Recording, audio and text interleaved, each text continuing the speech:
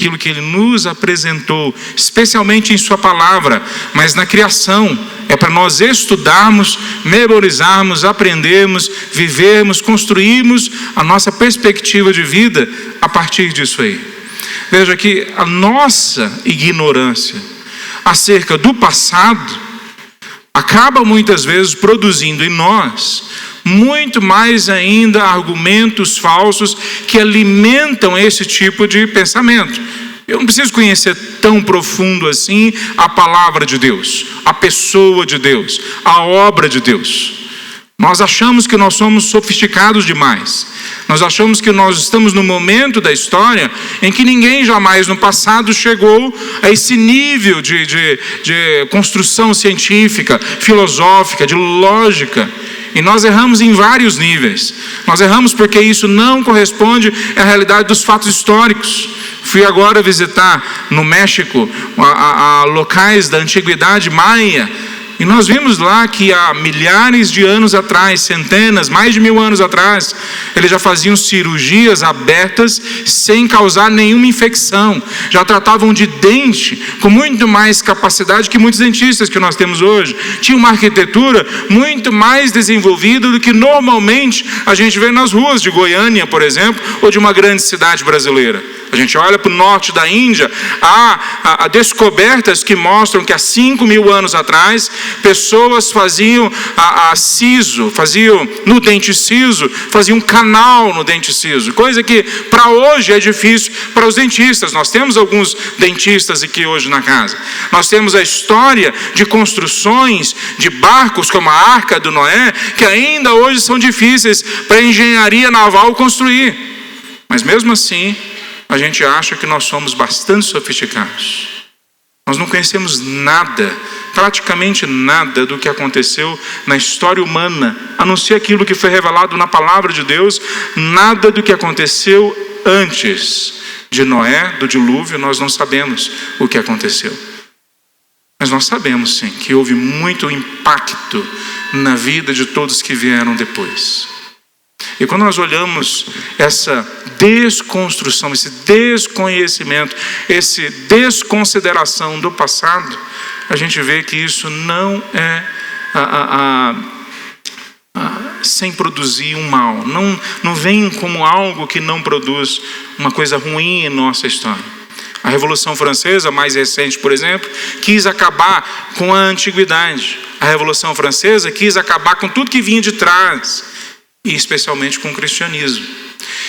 E para manter uma liberdade de expressão, uma liberdade do ser humano, eles mataram todos que eram contrários a eles. Isso é a Revolução Francesa. Isso parece que é a mesma coisa que está acontecendo em várias ditaduras em volta da gente. Quem não pensa igual a gente acaba com essa pessoa. E quando a gente olha isso, parece que muitos olham, mas aonde está Deus que permitiu a gente chegar nesse local? De tamanho descaso com a história, com o passado, com a história dele. Aonde está Deus nisso? Jonathan Edwards, um teólogo, um dos mais famosos da história, mas não só pelo seu conhecimento teológico, que é conhecido como um dos 5 maiores teólogos da história por muitos, mas também pela sua profundidade de relação com Deus. Teve várias experiências sobrenaturais incríveis, ele, a família dele. Mas ele dizia que a soberania de Deus tem 2 níveis de percepção. O primeiro nível, Deus está de fora da história, conduzindo a história na direção que Ele planejou.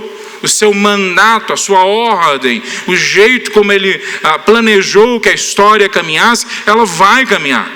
Mas existe um outro nível que a soberania de Deus atua dentro da história. Que é aquele nível que Deus agora está dentro da história. E que Ele entra e se encarna, e Ele sofre com a gente as nossas dores. Isso é o que mostra a vida de Cristo Jesus, a vinda de Cristo Jesus. E essas 2 percepções sobre a ação da soberania de Deus mostram para nós, assim como esses textos que nós lemos, que Deus quer ser conhecido. Ele quer se relacionar com a gente. Eu queria resumir, se é que é possível isso, a palavra de Deus, ou o propósito que a palavra de Deus foi entregue para a gente, melhor dizendo, numa palavra: relacionamento. Relacionamento. Eu queria trazer essa proposição para os irmãos. A história de Deus, apresentada nas Escrituras, nos ensina que relacionamentos são construídos por presença. A história contada por Deus em sua palavra, sobre como Ele criou, como Ele se relacionou, como Ele construiu a história, mostra para nós que relacionamentos são sempre construídos por presença. E relacionamento com Deus só vai ser construído na vida, na sua vida, na minha vida, por presença dEle em nossas vidas. Não tem como eu me tornar próximo de Deus conhecendo só um texto. Não tem como eu conhecer a Deus me relacionando só com coisas místicas, sobrenaturais, que levantam as minhas emoções. Se eu não tiver um relacionamento verdadeiro, pessoal com Deus, eu não conheço nenhum tipo de relacionamento, um Deus verdadeiro. O primeiro versículo que nós lemos da palavra de Deus fala dele entrando em ação.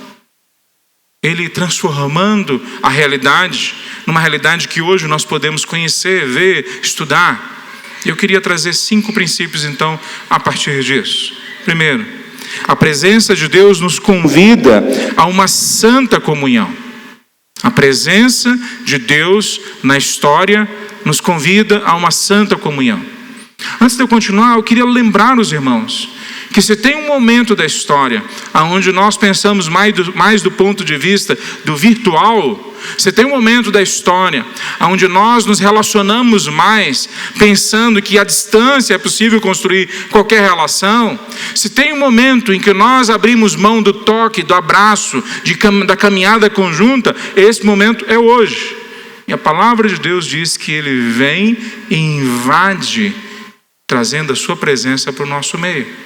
A presença de Deus sempre nos convida para uma comunhão santa, separada, para os motivos para os quais Ele nos criou, para os motivos pelos quais Ele nos comandou agir e viver. Veja, quando nós vemos nos primeiros capítulos, nós vemos Deus sendo apresentado a nós. Ele é apresentado como o ator principal. O ator principal não sou eu, não é você, não é Adão, não é Eva, não é nenhum dos personagens importantes do Antigo Testamento ou do Novo Testamento. O ator principal é Deus. Nós somos meros coadjuvantes e olhe lá, o nosso nome não é nem citado, nem o nome daqueles que são citados são colocados como relevantes de fato. Só Deus é apresentado na sua palavra como o ator principal. E quando ele começa a falar sobre si, o primeiro capítulo já diz que ele se entrega para um relacionamento com a gente. Ele cria o homem e no capítulo 1, versículo 26, ele dá uma missão que é, na verdade, o homem ser um co-regente, um co-administrador, caminhar junto com ele. E assim se constrói a relação. No capítulo 3 de Gênesis, é visto no texto hebraico que todos os dias Deus vinha para andar com Adão, com Eva. Quer dizer, a proposta de Deus desde o começo é se entregar a um relacionamento que nos convida a ter uma vida santa diante dele, separada para ele.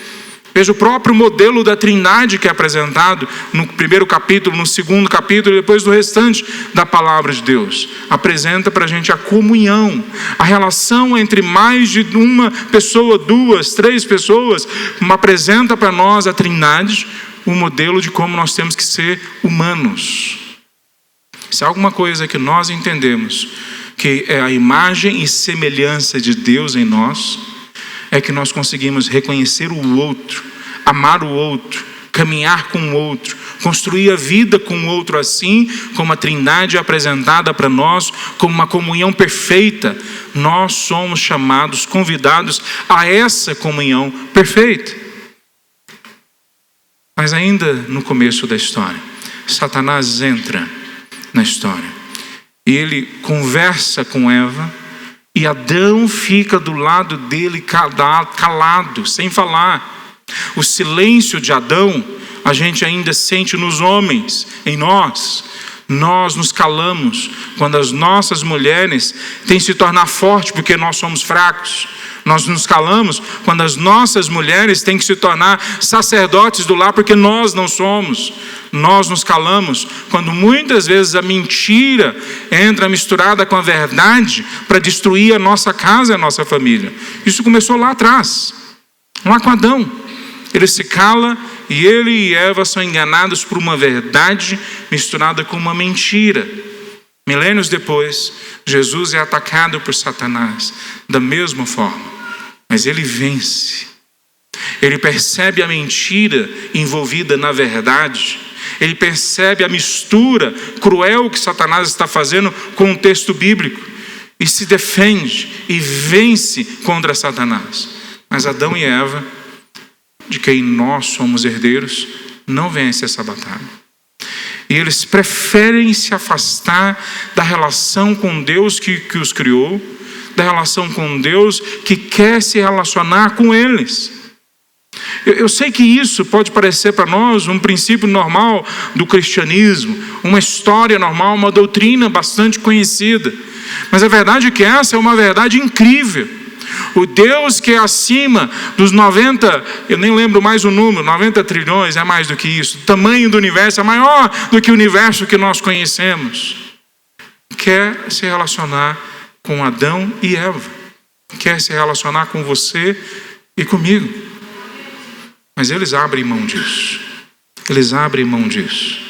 No próximo capítulo, na sequência dessa história, Abel e Caim se aproximam de Deus com um sacrifício ou com uma oferta. E um deles, Caim, não oferece aquilo que agrada ao coração a Deus. E ele poderia ter se arrependido, ele poderia ter voltado atrás. Mas não é isso que acontece. Ele oferece menos do que deveria ser oferecido. E na sequência, ao invés dele se arrepender, ele inveja aquele que oferece a Deus o que Deus queria receber. Um coração sincero, um coração que entregava com amor e gratidão sincero a Deus. Veja, Caim é alertado a ele que o pecado está batendo a sua porta. No capítulo 4, no versículo 7, se eu não me engano.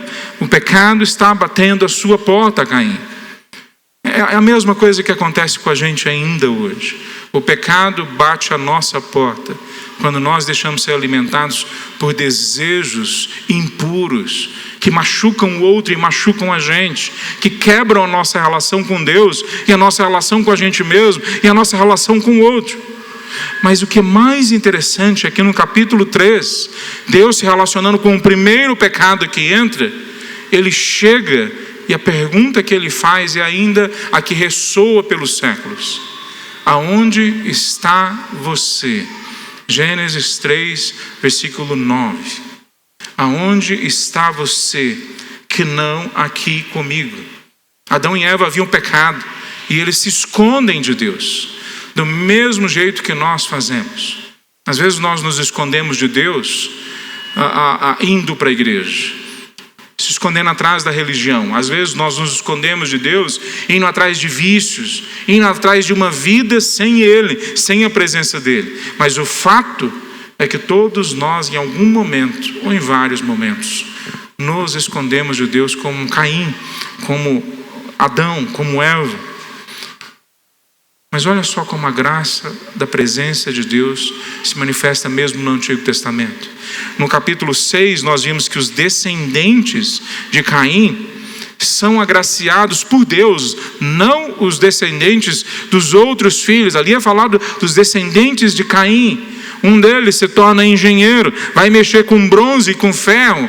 E só para alertar os irmãos, mexer com bronze e ferro exige uma técnica de engenharia bastante desenvolvida. Não é qualquer um que consegue achar o termo, o momento certo do ferro, do bronze, para ele ser usado como uma ferramenta, para ele ser usado como uma arma. Exigiria engenharia profissional, uma engenharia altamente desenvolvida. Não para uma pessoa que não tinha conhecimento. E Deus dá isso para um descendente de Caim. A outra dá a ele a capacidade de tocar instrumentos musicais. A outra dá a capacidade de promover agricultura. aos descendentes de Caim. Deus demonstra a graça dele entrando mesmo na vida dessas pessoas. Mas vejam, na caminhada com Deus, nem todos vão com bastante profundidade. Mas é citado 2 homens ali naquele momento que impactam a história, se nós pararmos para prestar atenção. A história de um deles está na genealogia, no capítulo 5, se eu não me engano. A história de Enoque. É citado vários nomes. E de repente citam o nome de Enoque. E o que é falado dele é que Enoque andou com Deus. Outros poderiam ter andado com Deus. Já havia começado o culto a Deus, a invocação ao nome de Deus. Mas é falado só sobre Enoque, que ele valorizou o relacionamento com Deus. Depois, um pouco mais à frente, um outro homem chamado Noé, esse mais conhecido, também foi dito que ele andou com Deus, no capítulo 6 de Gênesis. A partir da vida desses homens, nós vemos que Deus valoriza, Deus se aproxima de quem dele se aproxima. É o que é dito lá em Tiago, no Novo Testamento, que Deus, quando nós o procuramos de todo o coração, ele se abre para se relacionar com a gente. A gente sabe que é a graça de Deus que produz isso, mas isso não tira de nós o esforço de nós corrermos para a presença de Deus. Pois vem o julgamento, 2 julgamentos bastante drásticos. Primeiro, o dilúvio, que destrói todo o mundo antigo. Sobram só 8 pessoas. E a essas 8 pessoas é dado um sinal no céu, um sinal de uma aliança, que Deus não destruiria novamente a humanidade daquela forma. A eles é dado novamente a oportunidade deles crescerem no relacionamento com Deus. E de novo eles não querem ir por esse caminho. Quantas vezes Deus deu a responsabilidade, ou deu a oportunidade, melhor dizendo, para você e para mim, para a gente se aproximar dele. E cometemos o mesmo erro da época de Noé na sequência. Depois, no capítulo 11, homens e mulheres se avolumam tanto em seus pensamentos sobre si mesmos, em sua percepção da sua capacidade, que eles de novo declaram que estão juntos com Adão e Eva no pecado deles. Declaram: nós vamos ser independentes de Deus. Nós não precisamos de Deus, não para tudo. Talvez para alguma coisa, mas não para tudo. Ele não precisa ser o maior em nossas vidas. E eles constroem a Torre de Babel. A mesma história vai se repetindo através da história da humanidade. Pessoas e mais pessoas, povos e mais povos, cada um de nós vai declarando com as nossas vidas que nós não queremos Deus. Essa é a história. Mas em Gênesis 12, algo que ninguém poderia prever acontece.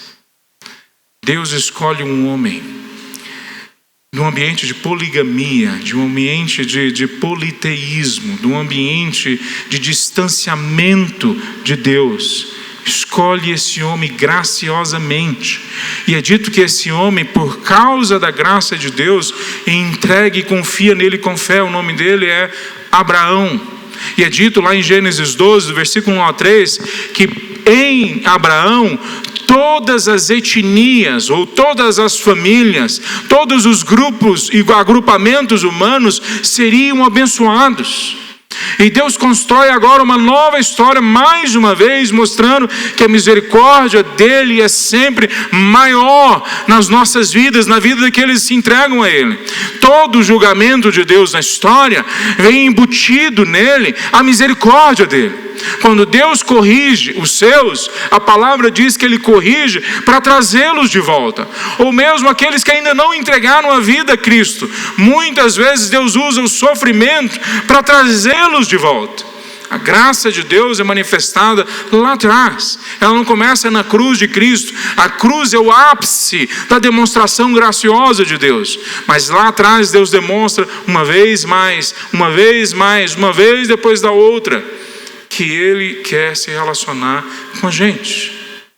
Paulo fala em Gálatas 3, versículo 8, que Gênesis capítulo 12, versículo 1 ao 3, é o evangelho entregue antes da hora. Antes da história caminhar e chegar até a cruz de Cristo, Deus já havia entregado o Evangelho lá atrás. O que é o Evangelho? A boa notícia que a graça de Deus é ofertada a cada um de nós. Foi falada lá atrás, e foi repetida, e em Cristo Jesus demonstrada de uma vez por todas. Veja, a palavra de Deus, ela começa falhando, mostrando para nós que a nossa falha não nos afasta de Deus, se nós nos arrependemos e voltarmos a Ele em coração contrito, com um coração aberto a recebê-lo. Em Gênesis capítulo 15, Abraão de novo é convidado por Deus agora para selar uma aliança, e nessa aliança eles tinham que fazer como vassalos e suzeranos faziam na época: cortavam os animais, separavam. Eu já contei essa dinâmica aqui, e no meio desses animais cortados ao meio tinha aquele sangue todo, e a aliança era feita no sangue dos animais, para mostrar que se alguém quebrasse a aliança, então o sangue seria cobrado da parte que quebrasse a aliança. Pois em Gênesis 15, Deus convida Abraão para selar uma aliança no sangue, mas na hora de passar por entre os animais, Ele não leva a Abraão, Ele passa sozinho. E Ele diz com isso, claramente naquela cultura, querendo mostrar para nós também claramente a mesma verdade, que quando você, Abraão, falhar, quando você, cada um de vocês aqui, eu, quando nós falharmos, e nós falharíamos, quando isso acontecesse, quem iria pagar o preço era Ele mesmo. E isso aconteceu na cruz de Cristo.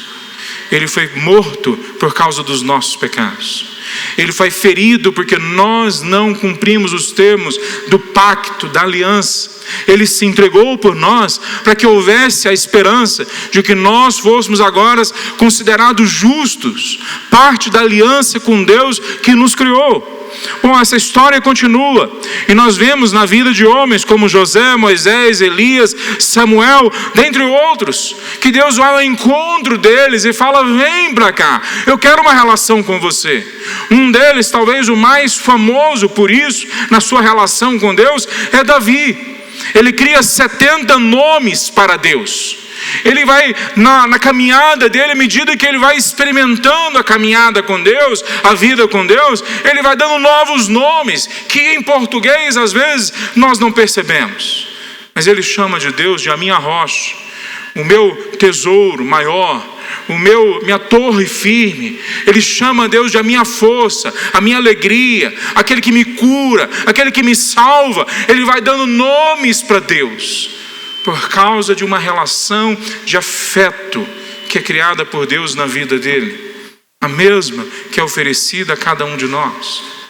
É por isso que, por exemplo, na história de Deus, na história apresentada na palavra de Deus, é colocado homens como ele, Davi, um homem segundo o coração de Deus, que comete crimes piores do que provavelmente a maioria de nós aqui já cometeu. Porque ela quer mostrar que a questão não é você, o quanto que você é bom, não sou eu o quanto que eu sou bom, mas o quanto que Ele é bom, de invadir a nossa história e perdoar o nosso pecado e nos trazer de volta para si, quando nós nos arrependemos e nos voltamos para Ele com o coração contrito. Veja, via de regra na caminhada, no entanto, a maior parte do povo de Deus não decide caminhar com Deus. Eles não decidem ficar com Deus. E o afastamento de Deus vai se tornando cada vez mais comum na história do povo de Israel. Cada vez mais a glória de Deus vai sendo menos perceptível. Veja, isso é muito claro quando a gente lê a Bíblia na sequência. Eu não sei quantos de vocês já leram. Começa a palavra de Deus, ele aparece o tempo todo. Ele aparece livrando o povo de Israel, abrindo o mar vermelho. Ele aparece criando não só a criação, mas a estrutura da sociedade com a lei que ele entrega. Mas em algum momento Deus vai saindo da história, porque nós vamos nos afastando dele. Em algum momento a percepção da presença de Deus vai saindo. Em Ezequiel capítulo 10, Ezequiel olha para o templo, e o Espírito Santo de Deus está saindo do templo, e ele vai para a porta da cidade de Jerusalém. E na porta da cidade ele aguarda um pouco. E Ezequiel fica desesperado, porque ninguém vê que Deus já não está no culto deles. Ninguém percebe que Deus não está mais na construção de relacionamento deles. Eles não percebem que Deus não está mais no acampamento deles. Eles não percebem que Deus está se retirando deles. Em Ezequiel capítulo 10, Deus sai do meio do povo de Deus. Deus não está mais com eles. Ainda assim, nós vamos ver na sequência que Deus sempre volta mais uma vez. Mas não é na mesma sensação que muitas vezes nós sentimos de que Deus não está mais caminhando com a gente. Nós nos afastamos dele, ou nós não nos aproximamos dele como deveríamos, e no final nós dizemos que ele não ouve as nossas orações, que ele não presta atenção em nós. E nós não percebemos que fomos nós que saímos da presença dele. Mas a promessa ainda é mantida pelos séculos. No Salmo capítulo 1 é dito para nós, por exemplo, que aquele que meditar na palavra de Deus dia e noite, Deus vai produzir um tipo de prosperidade que ela vai significar, ela vai se concretizar na história como ele cuidando dos caminhos dessa pessoa. No Salmo 139, o salmista Davi de novo conclui o Salmo no versículo 24, dizendo: Senhor, sonda o meu coração, mas ele conclui dizendo: e me leva de volta para o caminho eterno. Qual que é o caminho eterno? É o caminho de Gênesis 1 e 2, da caminhada com ele. É prometido uma vez depois da outra que Deus pode voltar à cena, mas não vamos tão rápido. Eu quero falar agora o segundo princípio que nós vemos na palavra de Deus acerca da história de Deus contada a nós. O segundo princípio é que a ausência de Deus nos apresenta uma grave preocupação. Vejam, a ausência de Deus apresenta para nós a mais grave preocupação, o maior risco que qualquer pessoa pode passar. Não há risco financeiro, não há risco de saúde, não há nenhum outro risco que você possa passar maior do que esse de ficar longe de Deus. Não tem nada maior, mais perigoso, mais caminho, mais danoso que você possa se envolver. Mas Deus de fato nunca está ausente. A palavra de Deus diz que ele é onipresente. Ele está em todos os locais, menos naquele que é caracterizado pela ausência dele, que é o inferno. Deus está em todos os locais, mas é diferente eu saber que Deus está em todos os locais, como uma doutrina que eu abracei, mas não perceber, ou em outro olhar positivo, mas agora perceber com toda a convicção do meu coração, que ele não só está em todos os locais, mas eu tenho a convicção que ele está aqui agora. E é diferente eu perceber e ter a convicção que ele está aqui agora, mas ele não só está aqui agora, mas ele está aqui agora agindo em mim. Quando eu percebo ele entrando dentro de mim, mudando sentimentos, mudando pensamentos, mudando convicções, vontades, mudando o meu jeito de ver a história, isso é muito diferente de só ter uma concepção de que ele está aqui, ou de mesmo perceber que ele está aqui. Porque quando eu percebo ele agindo em mim, isso se torna muito mais profundo na minha alma. E quando eu percebo que agora ele não só age em mim, mas através de mim, ele toca o outro, eu começo a ser alimentado por um tipo de sentimento único.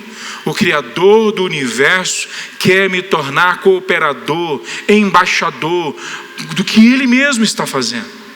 Ele quer me envolver no que Ele mesmo está fazendo.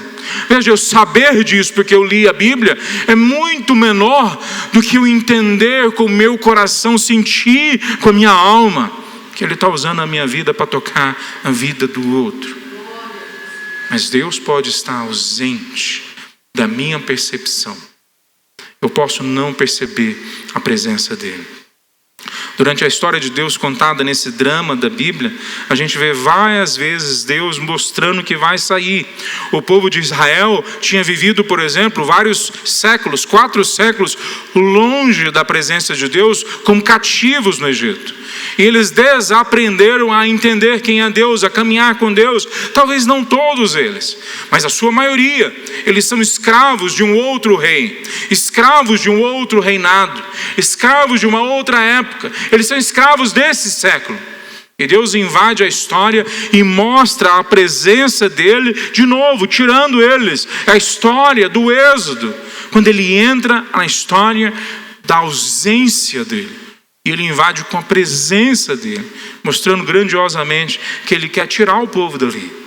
Veja, essa história é magnífica em vários sentidos, mas há um que nós pouco percebemos. Grande parte dos teólogos concordam que o anjo que vai tirar o povo de Israel do cativeiro é a própria pessoa do Senhor Jesus. Vários outros textos no Antigo Testamento, o anjo do Senhor é apresentado como se fosse o próprio Deus. Louva-se esse anjo, porque na verdade está se referindo a Jesus. Josué capítulo 5, nós pregamos há pouco tempo, é um outro desses momentos. Então a presença de Deus, mesmo quando homens endurecem o seu coração e não querem sentir, entender e se comprometer com a presença de Deus, ele continua vindo.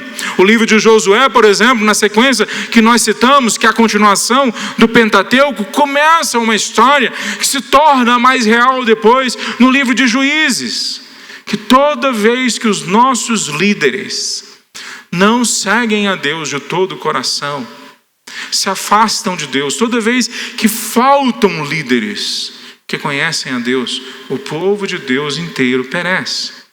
Em Isaías 53 nós lemos que agora não é só parte das pessoas que estão longe de Deus, mas é falado que todos nós, todo o povo do Antigo Testamento, todo o povo do Novo Testamento, éramos ovelhas sem pastor, distantes da presença de Deus, como é dito em Romanos capítulo 3, versículo 23.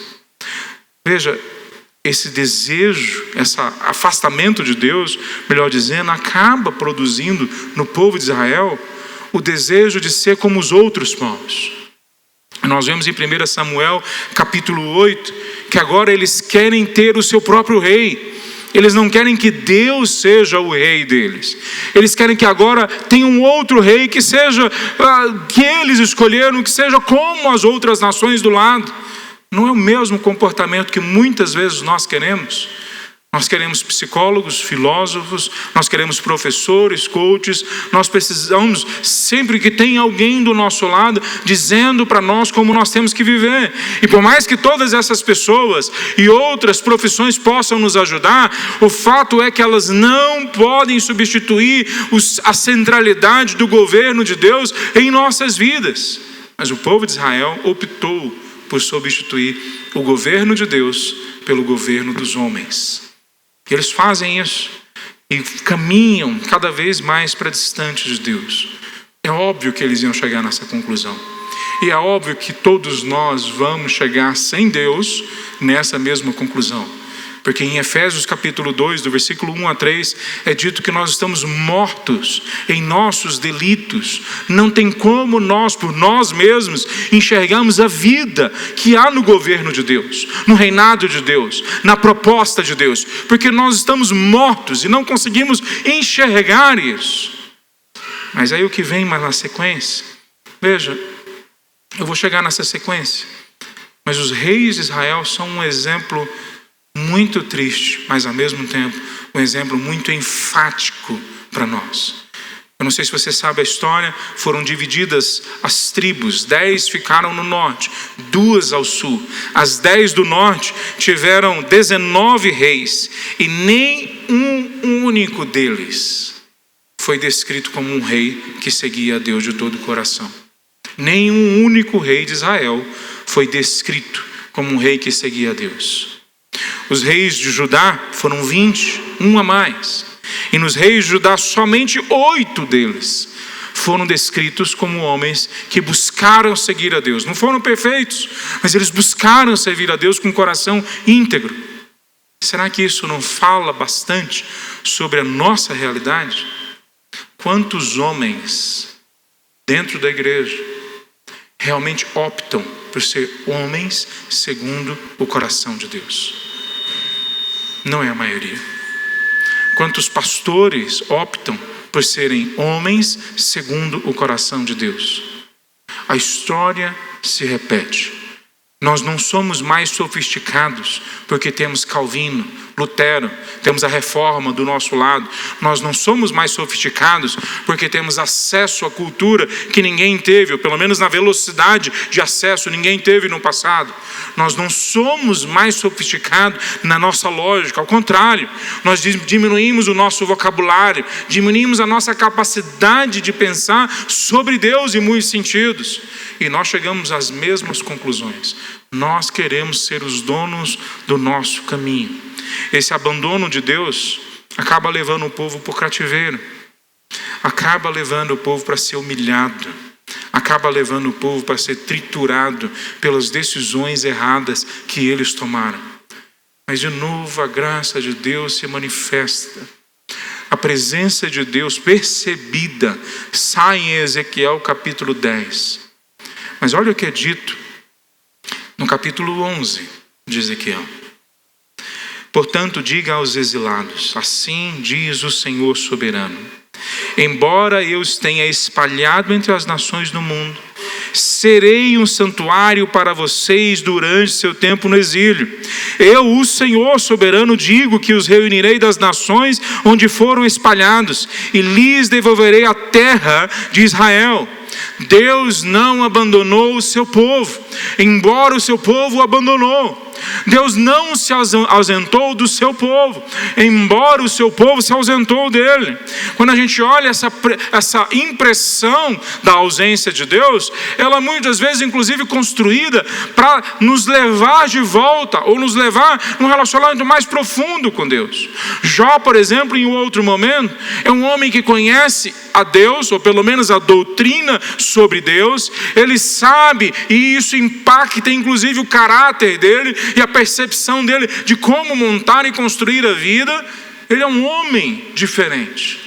Mas quando vem a sensação, a impressão de que Deus não está mais presente, ele quase sucumbe, ele quase se derrete diante de uma história sem a presença de Deus sentida por ele naquele momento. Mas de repente, em algum momento, no capítulo 42, Deus aparece para ele, conversa com ele. Não é uma conversa fácil de ouvir, mas a conclusão de Jó é impressionante. A conclusão dele é: eu agora te conheço de verdade, pois os meus olhos te veem. Antes de eu perceber a tua ausência, eu não desejei a tua presença. Antes de eu perceber a minha falha em caminhar contigo, eu não percebi o tanto que eu precisava do Senhor.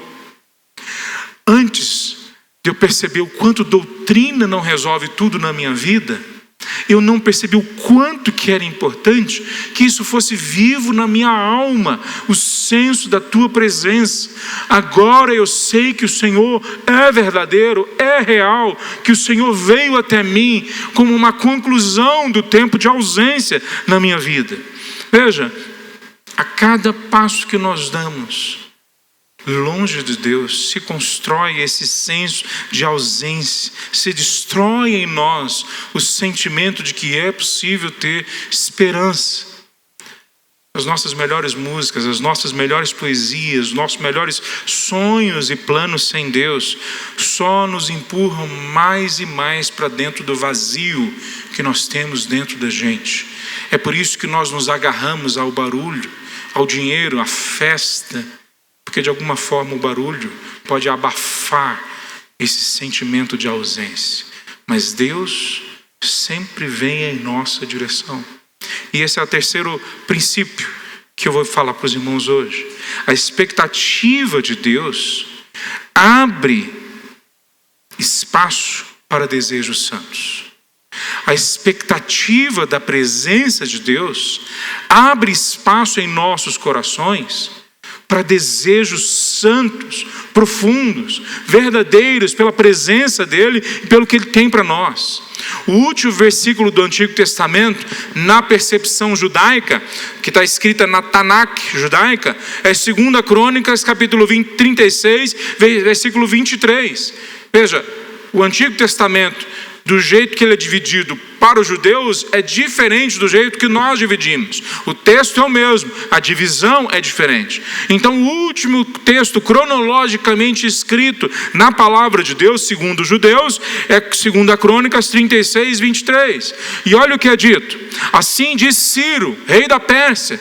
Não é um profeta necessariamente, não é um sacerdote, é Ciro, rei da Pérsia. Ele não é do povo de Deus, necessariamente. E é dito: o Senhor, o Deus dos céus, me deu todos os reinos da terra. Ele me encarregou de construir para ele um templo em Jerusalém, na terra de Judá. Quem pertence ao povo dele, volte para realizar essa tarefa, e que o Senhor, seu Deus, esteja com vocês. Quando nós nos afastamos de Deus, isso cria um vácuo na nossa história, que muitas vezes até os nossos inimigos percebem, e Deus muitas vezes inclusive usa eles para nos empurrar de volta para a necessidade da presença dEle em nossas vidas. Na sequência, nós vemos que durante os séculos vai crescendo esse desejo no coração do povo de Deus pelo Messias, pelo Salvador, por aquele que podia vir e resgatar eles da situação que eles estavam. É a mesma coisa que acontece muitas vezes no nosso coração. Mas veja como eles mesmos escreveram sobre esses desejos. Alguns textos da palavra de Deus. Isaías 53. Foi desprezado e rejeitado, homem de dores, que conhece o sofrimento mais profundo. Demos as costas para ele e nos desviamos o olhar. E apesar disso, foram as nossas enfermidades que ele tomou sobre si, e foram as nossas doenças que pesaram sobre ele. Pensamos que seu sofrimento era castigo de Deus, por castigo por sua culpa, mas ele foi ferido por causa da nossa rebeldia, esmagado por causa dos nossos pecados, sofreu o castigo para que fôssemos restaurados, e recebeu açoites para que fôssemos curados. Isso foi escrito quase 700 anos antes de se concretizar na história a vinda de Cristo Jesus, mas já tinha o anseio santo de que alguém viesse e pagasse os nossos pecados. Jeremias 23, pois está chegando o dia, diz o Senhor, em que levantarei um renovo, um descendente justo da linhagem do rei Davi. Ele reinará com sabedoria e fará o que é justo e certo em toda a terra. Seu nome será: o Senhor é a nossa justiça. Se concretiza de novo, mais de 700 anos depois. Romanos 5, versículo 1 diz que Ele nos fez justos em Cristo Jesus. Depois em Miqueias: mas você, ó Belém Efratá, é apenas uma pequena vila entre todo o povo de Israel. No entanto, um governante de Israel, cujas origens são do passado distante, da antiguidade. Está citando Gênesis capítulo 3, versículo 15, que o descendente da mulher viria para resgatar de novo o povo de Deus. E falando: ele sairá de você em meu favor. Depois em Zacarias capítulo 9, versículo 9, fala: alegre-se, povo de Sião. Deixa eu traduzir para você: povo de Deus, exulta, ó preciosa Jerusalém. Veja, seu rei está chegando, ele é justo e vitorioso, mas também é humilde, vem montado no jumento, num jumentinho, cria de jumenta. A história foi contada centenas de anos antes dela acontecer. Ela foi construída no coração de homens e mulheres por Deus. A ausência da presença e da ação de Deus, da percepção de Deus agindo, criou em todo um povo o desejo pela presença de Deus. Desejos santos no coração deles. Em capítulo 7 de Isaías, é dito que o nome dessa pessoa que viria é Emanuel, Deus conosco, Jesus de Nazaré. de uma forma ou de outra, ainda hoje os judeus não conseguem entender, equalizar, colocar essa teologia toda junto. Como que o Messias, que vinha para restaurar o reino de Deus, é também o servo sofredor? Mas hoje nós sabemos como. Ele pagou os nossos pecados e nos fez justos diante de Deus. Em todas as culturas sobre a face da terra, antigas e recentes, há necessidade sentida e muitas vezes construída em poesias, músicas, literatura, de um Messias, de um Salvador, de um mediador. Entre os maias, tinha um mediador que uma vez por ano vinha para receber o sangue. Era arrancado o coração, vivo ainda da pessoa, pulsando e entregado na mão desse mediador, para levar diante de Deus e tentar apaziguar a ira daquele Deus. Em todas as culturas é falado de alguém, da necessidade que alguém venha nos resgatar. Mesmo nas culturas ou subculturas ou literaturas que nós construímos hoje, nós sempre colocamos a ideia de um herói, de alguém que se levanta, de alguém que seja mais forte do que o normal, mais capaz do que o normal, melhor do que a maioria de nós, que possa nos resgatar. Mas Deus envia para nós aquele que é o único verdadeiro Messias na história, Jesus de Nazaré. É interessante que na percepção dos profetas, Deus voltar à cena sempre significa que Ele vai reconstruir os relacionamentos. Nós vemos essa construção sendo feita na vida, por exemplo, dos avivamentos que foram criados naquele momento, mesmo com a falta da percepção completa da presença de Deus. Em Esdras capítulo 8, Neemias capítulo 8, melhor dizendo, conta a história do avivamento que Deus dá àquele povo. Na sequência daquele avivamento, poucos anos depois, poucas décadas depois, Deus se cala e por 400 anos Ele não fala ou não é percebida a sua voz. 400 anos de ausência. De novo, nós vemos uma ausência que nós mesmos nos enfiamos nela, mas que ao mesmo tempo Deus a usa para produzir mais ainda desejo da presença e da volta dele para o centro das nossas histórias.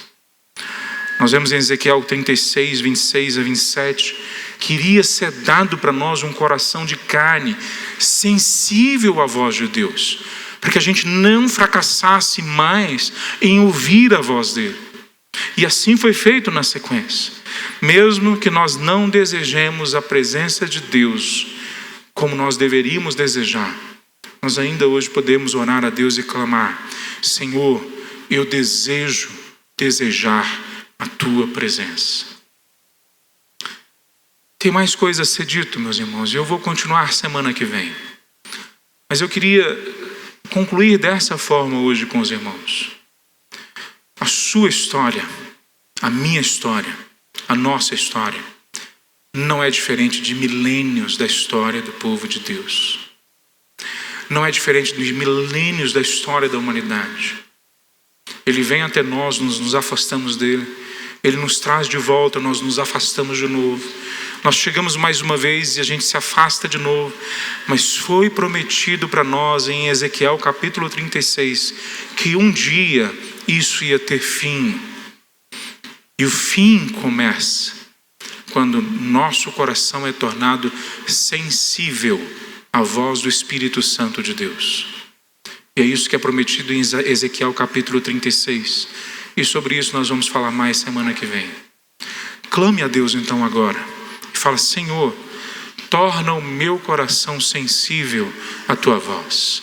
Que a tua palavra possa encher o meu coração de desejo pelo Senhor. Desejo santo pelo Senhor. Vamos ficar em pé, meus irmãos.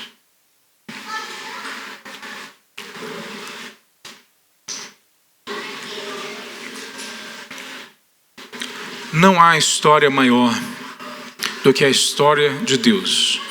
Na verdade, não há nenhuma história digna de ser contada do que a história de Deus.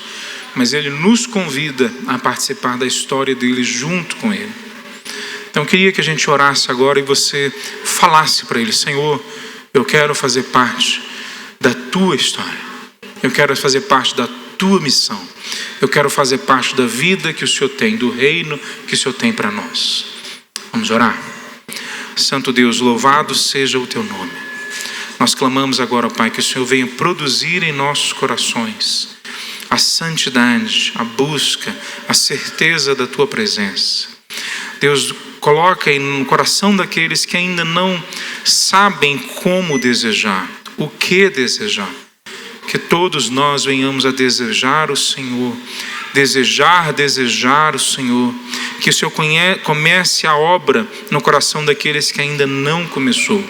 Que o Senhor caminhe com a obra no coração daqueles que só começaram a caminhada. E que o Senhor torne maduro o coração daqueles que já estão buscando o Senhor de forma contrita e profunda. Senhor Deus, que o nosso coração seja guiado pelo poder do Teu Espírito e na Tua palavra. Louvado seja o Teu nome. Em Cristo Jesus que nós oramos. Amém. Amém. Poder sentar, meus irmãos.